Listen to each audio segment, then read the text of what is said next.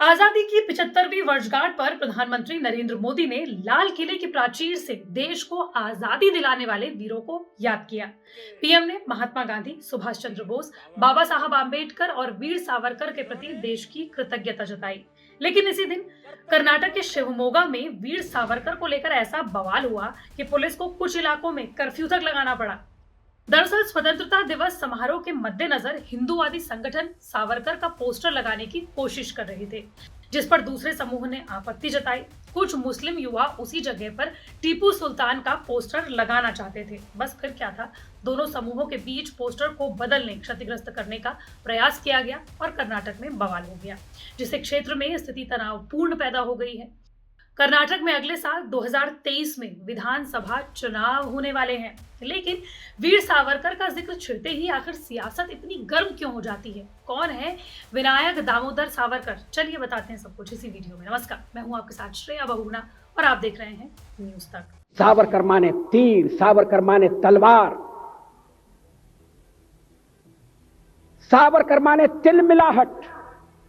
साल 2000 में वाजपेयी सरकार ने तत्कालीन राष्ट्रपति के.आर. नारायणन के पास सावरकर को भारत का सर्वोच्च नागरिक सम्मान यानी कि भारत रत्न देने का प्रस्ताव भेजा था, लेकिन उन्होंने इसे स्वीकार नहीं किया।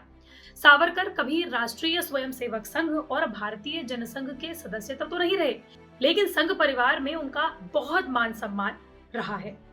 यही वजह है कि 26 मई 2014 को पीएम बनते ही नरेंद्र मोदी ने 27 मई को सावरकर को श्रद्धांजलि अर्पित की थी और 2019 में महाराष्ट्र विधानसभा चुनाव में बीजेपी के मैनिफेस्टो में विनायक दामोदर सावरकर को भारत रत्न देने का वादा तक किया था। लेकिन कांग्रेस के लिए आखिर सावरकर विलेन है। वरिष्ठ पत्रकार राम बहादुर राय सावरकर के बारे में बात करते हुए कहते हैं कि गांधी जी की हत्या के बाद सावरकर पर आखिरी दिनों में जो कलंक लगा, उसने उनकी विरासत पर अंधकार का बादल डाल दिया। अंडमान की जेल में रहते हुए पत्थर के टुकड़ों को कलम बनाकर जिसने 6000 कविताएं दीवार पर लिखी और उन्हें याद किया, लेकिन इसके बावजूद जब सावरकर महात्मा गांधी की हत्या से जुड़ जाते हैं तब वो समाप्त हो जाते हैं। सावरकर को कई लोग हिंदुत्व का जनक कहते हैं। सावरकर को लगता था कि कांग्रेस, जिसका देश की आजादी में बहुत महत्वपूर्ण योगदान रहा है, वो मुस्लिम लीग के खिलाफ सही विकल्प नहीं है। इसलिए उन्होंने अखिल भारत हिंदू महासभा को चुना और हिंदुत्व के मुद्दे पर खूब काम किया।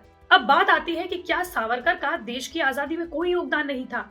तो आपको बता दें कि कांग्रेस भले ही सावरकर का आजादी की लड़ाई में कोई भी योगदान ना माने, लेकिन सच्चाई इसके ठीक उलट है। वीर सावरकर जब इंग्लैंड में पढ़ाई कर रहे थे, उस वक्त उनकी करीबी फ्री इंडिया सोसाइटी के साथ थी, जो भारत की आजादी के लिए काम कर रही थी। यहाँ तक कि सावरकर ने 1857 पर लिखी किताब the Indian war of independence को ब्रिटिश सरकार के खिलाफ बताते हुए इंग्लैंड ने बैन तक कर दिया था।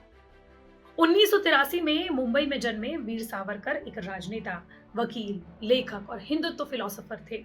साल 1948 में महात्मा गांधी की हत्या के छठे दिन विनायक दामोदर सावरकर को गांधी जी की हत्या के षड्यंत्र में शामिल होने की वजह से मुंबई से गिरफ्तार कर लिया गया था।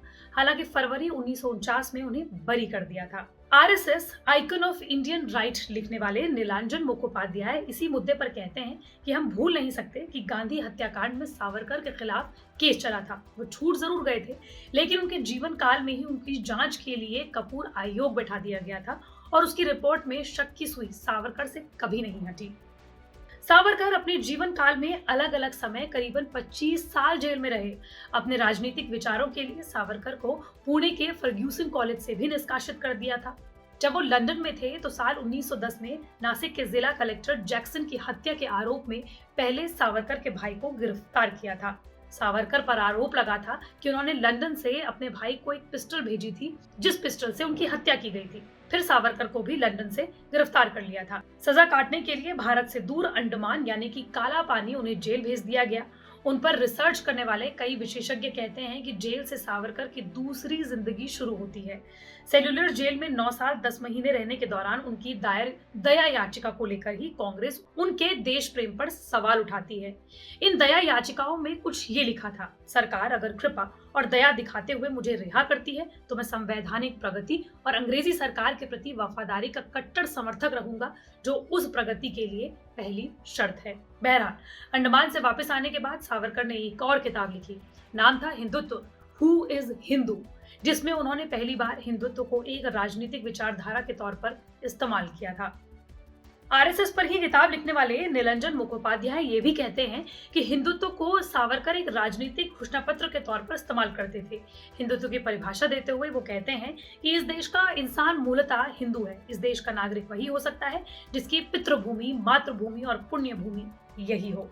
1966 में अपनी मौत के बाद भी सावरकर भारतीय राजनीति में एक पोलराइजिंग फिगर रहेंगे। या तो वो आपके हीरो हो सकते हैं या आपके विलन। लेकिन एक बार फिर से कर्नाटक में, जहां 2023 में विधानसभा चुनाव होने वाले हैं, वहां पर एक बार फिर से सावरकर का मुद्दा गर्मा गया है। इस पूरे मुद्दे पर आपकी क्या सोच है, हमें कमेंट बॉक्स पर जरूर बताएं। मंडे टू फ्राइडे में इस तरह के वीडियो आप तक लाती रहूंगी। अगर आप भी किसी टॉपिक के बारे में जानना चाहते हैं तो कमेंट बॉक्स पर जरूर बताएं।